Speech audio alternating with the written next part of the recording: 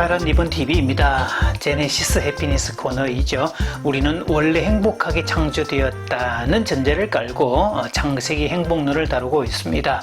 오늘은 84번째 뼈대 있는 사람의 행복 3번째고요.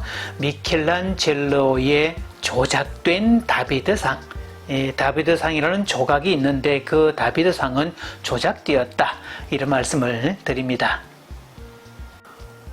인간의 욕망 중에 신이 되려고 하는 이 욕망은 고대로부터 지금까지 끊이지 않는 인간의 본성 중에 하나가 아닐까 싶습니다.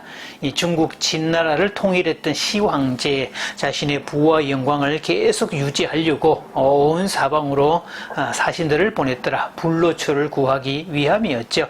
자신이 가지고 있는 이 부와 영광을 지속적으로 오랫동안 누리고 싶었던, 그래서 사후 세계까지 그런 부와 영광을 누리고 싶다는 일종의 신이 되려고 하는 그런 욕망의 발로였죠. 정작 그랬던 그 사람도 신이 못 되어서 죽었습니다. 영화 300에 보면 온갖 치장을 한 이 페르시아 왕 크세르크세스가 등장을 하죠.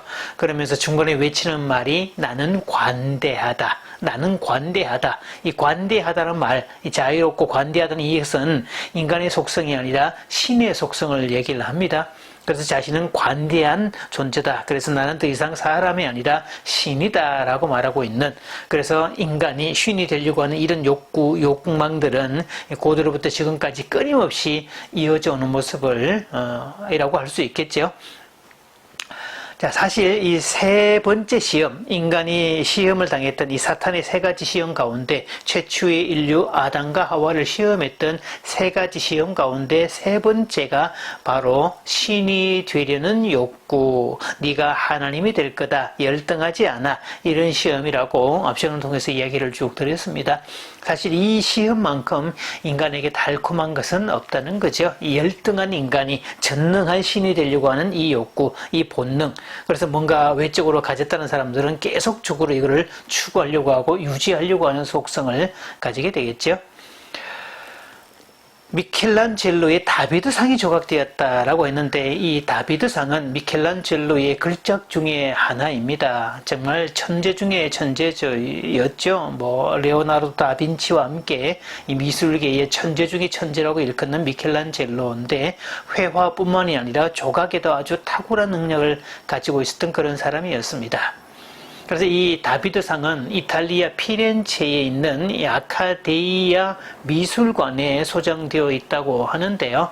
정말 많은 사람들이 이 다비드상을 보려고 평생의 소원으로 삼고 있다고 그러죠. 그래서 이 고대 이스라엘 왕, 이 2번째 왕이었던 다윗을 이 미켈란젤로가 상상력을 동원해서 조각상으로 표현을 했는데, 사실 이 미켈란젤로의 다비드상, 다윗상은 몇 군데 조작된 부분이 들어있다는 것을 이제 말씀드립니다. 자, 첫째, 손의 크기가 과도하게 크다는 점입니다. 이 조각상의 크기에 비해서 손 모양을 보면 손이 아주 과하게 크다는 것을 알 수가 있는데, 얼핏 그걸 느끼지 못하는 사람도 손이 좀 과도하게 크다, 그 얘기를 듣고 보면 정말 손이 크네, 이걸 금방 알 수가 있죠. 자, 그래서 인체 구조를 모를 리 없었던 미켈란젤로, 정말 묘사를 할 때 어떤 힘줄이나 핏줄까지 묘사를 그렇게 세밀하게 했던 미켈란젤로가 손의 크기를 몰랐을 리 없다는 거죠. 자, 이것은 일부러 손의 크기를 일부러 크게 만들었다는 이 미켈란젤로의 의도를 볼 수가 있죠. 그래서 손을 크게 만들었다는 것은 더 이상 이제는 신의 간섭을 받지 않겠다, 신의 도움 따위는 필요 없다라고 말하는 이 르네상스 이후에 인간의 저항의식을 드러내고 있는 그런 것을 담고 있다는 거죠. 결국 손은 능력이나 어떤 도움을 상징하는, 이걸 메타포로 한다고 할 때 손을 크게 그렸다는 말은, 인간의 손이 크다는 말은 신의 도움 따위는 필요하지 않다라고 말하는 그런 메시지를 담고 있다는 거죠. 다음 2번째는요, 생식기의 모습입니다. 나체상을 그대로 묘사를 하고 있는데, 몸은 청년인데 생식기는 소년의 것 같다, 아주 조그맣게 이렇게 만들어져 있고요. 그런데 자세히 보면 그 표피가 귀두를 덮고 있는 온전한 모양입니다. 마치 이것은 할례 받지 않은 모습 그대로라는 거죠. 자, 다윗이 유대인이고 그것도 정통 유대인이라면 모든 유대인은 난지 8일 만에 할례를 행한다. 오늘날의 포경 수술에 해당되는 표피를 이렇게 도려내는 수술을 하게 되었는데요. 유대인이라면 그 생식기에 할례 받은 흔적, 표피가 없어야 되는데 이 다비드 상의 그 생식기는 온전하게 귀들을 덮고 있는 모양새로 나온다는 거죠. 결국 이 다비드 상의 다윗은 할례 받지 않은 모습을 드러내고 있는 건데 이건 결국 할례는 하나님의 백성이다, 선민이다라는 것을 증명하는 증표인데 할례를 받지 않았다는 것은 나는 신과 상관이 없다, 나는 하나님과 상관이 없다, 나는 하나님의 백성이 아니다를 묘사하고 있는 바로 단죄를 얘기하는 그런 의도였다는 것을 알 수 있습니다. 세 번째, 눈동자가 아주 이렇게 묘하게 그냥 동그랗게 구멍을 판 게 아니라 하트 모양으로 이렇게 홈을 팠다고 얘기하는데요. 그것은 빛의 방향에 따라서 이 각도에 따라 보면 정말 이글거리는 어떤 눈빛을 묘사하기 위한 그런 부분인데, 자, 물론 이글거리는 눈빛을 묘사하기 위해서 그런 하트 모양의 눈 모양을 했다고 하더라도 이것도 역시 나는 신의 도움 따위는 필요 없고 나 스스로가 불타는 정열과 어떤 나의 능력을 통해서 얼마든지 문제를 해결할 수가 있다를 알리는 그런 행위였다는 거죠. 그런 부분에서 이 다윗과 골리앗의 싸움도 열정에 가득한 능력자 다윗이 나가서 이겼다, 이렇게 해석하는 차원이 될 수 있겠는데요.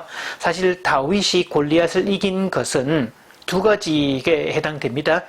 이방인이 거룩하신 하나님을 모독하는 그 행위에 분노했던, 즉 의분에 가득 찼던 것이었고, 또 다윗은 근거 없이 나갔던 게 아니라 그래서 사울로 부여받았던 갑옷과 무기를 반납하고 자신이 쓰던 물맷돌을 가지고 전투에 나가게 되죠. 그것은 양을 치면서 숱하게 사자나 곰을 물리쳤던 그 수많은 성공 경험의 바탕을 둔 자기 효능감에 의한 자신감이었습니다.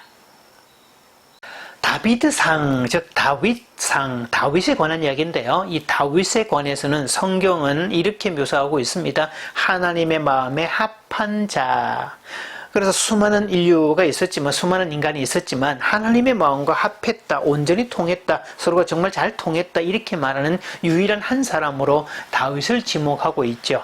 그런 부분에서 다윗은 그 일생을 통틀어서 신과 관련이 없는 다윗은 감히 상상할 수가 없는 모습이고 평생을 하나님과 동행했던 사람 중에 한 사람이었습니다. 그것도 가장 하나님과 가까웠던 사람이었고 하나님 편에서 내 마음과 합한 사람이다라는 표현을 쓸 정도로 그랬다면 이 다윗은 신앙을 빼고는 설명할 수 없는 그런 존재였다라고 하죠. 그러나 이 다비드 상에 묘사된 다윗은 그냥 개인의 능력자 다윗, 손도 크고 눈밑도 부리부리하고 정열로 가득 차 있고 할례도 받지 않는 하나님과 상관없는 모습의 다윗상을 묘사했지 어떤 신앙인으로서의 다윗을 묘사한 건 아니라는 거죠.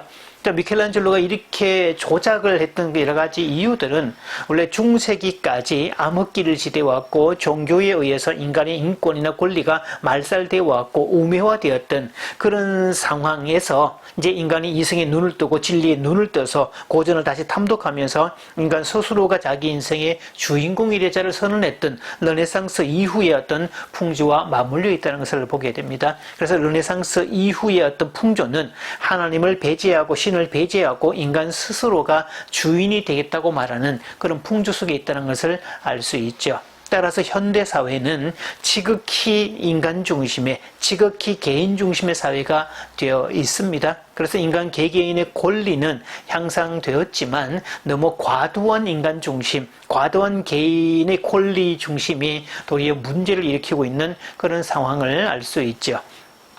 그래서 참 묘한 이 아이러니 중에 한 가지는 선진국이고 복주국일수록 자살률을 비롯해서 온갖 정신병리가 동일하게 같이 비례해서 올라간다는 사실. 자, 이것은요, 인간은 근원적으로 하나님과 연결되어 있던 실존적 존재였고 이 고리가 끊어지면 공허감에 사로잡힐 수밖에 없는 거고 이 실존적 공허에 놓일 수밖에 없는 존재, 따라서 하나님과 다시 연결되어야만 인간의 본질을 찾는 그런 존재, 즉 사람은 밥만으로 행복할 수 없는 존재, 밥만이 아니라 그 위에 삶의 의미를 추구할 수 있어야 된다. 그 의미는 하나님과 다시 연결되는 그 연결점이 만들어져야만 다시 생성되는 그런 부분이라는 거죠. 그래서 세상은 과학의 원리는 우리에게 밥 문제를 해결할 수 있지만 우리에게 의미 문제를 해결해 주지는 못합니다. 우리의 의미 문제를 해결해 주는 부분은 신앙의 영역이요 종교의 영역이라는 것을 기억을 해야 되겠죠. 자, 마치면서 질문 2가지 드립니다. 자, 첫째, 왜 미켈란젤로는 다비드상을 조작했을까? 다음 2번째, 이 다윗의 생김새가 나와 아주 비슷했다면 나는 어떤 느낌이 들까?